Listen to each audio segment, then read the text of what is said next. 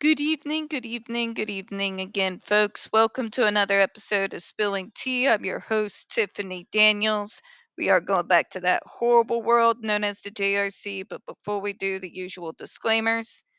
If you are unfamiliar with the Stop the Shock campaign or the campaign against the troubled teen industry, you're going to find all the pertinent links right there in the description box. Please, in particular, take note of the article written by NeuroClastic, a small non for profit started by autistics for autistics. In it, she interviewed over 900 ABA professionals in regards to the JRC's so called behavior modification program.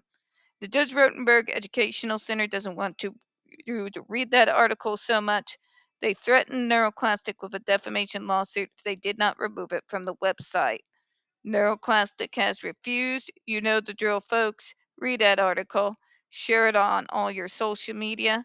Also included is NeuroClastic's public statement regards to defamation lawsuit threat, as well as their GoFundMe. We are crowdfunding just in case the JRC sees through with their threat. Trigger warning 1 when we discuss places like the Judge Rotenberg Educational Center and Agape Boarding School for Boys. You're going to hear vivid descriptions of and catch clips of surveillance footage of people with mental health issues and disabled people being tortured and abused. If you got young children present, please go ahead and make sure to utilize those headphones, all right? This channel is marked not for kids for a reason. We use profanity on occasion and speak on dark subjects. If your child is 16 and younger and they are watching this, very obviously parental supervision is advised. All right, where we left off. In terms of weighing the evidence from the references the commenter cites, we recognize, for example, that Dr. Donlin wrote a letter that was not peer reviewed. Thank you. Yes, get 'em. However, because Dr. Donnellan has expertise in the field, the content of the letter merits more weight than the lay people's opinions. In other words, this person who spent his whole life in this field holds more credence than some anecdotal pseudoscience crap that come out of these parents.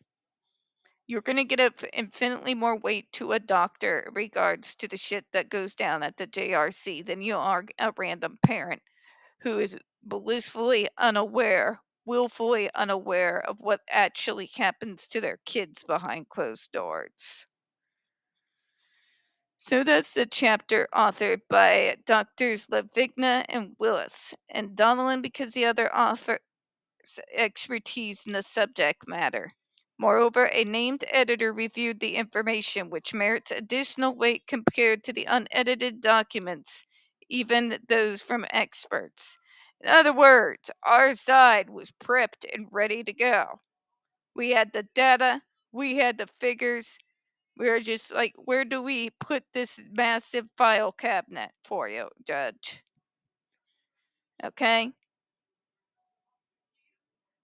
You're going to give professionals more weight in regards to when it comes to medical treatment to folks who are neurodivergent than you're going to give to the parent that's singing their praises, right? It's pretty straightforward here. Essentially, the JRC is like, but you should give those parents with no medical degrees, medical training. They've never seen the inside of a hospital unless they had to go there for broken bones. Okay?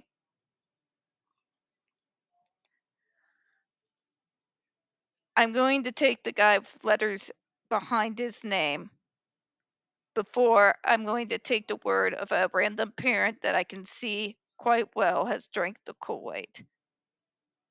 That's the point here as well.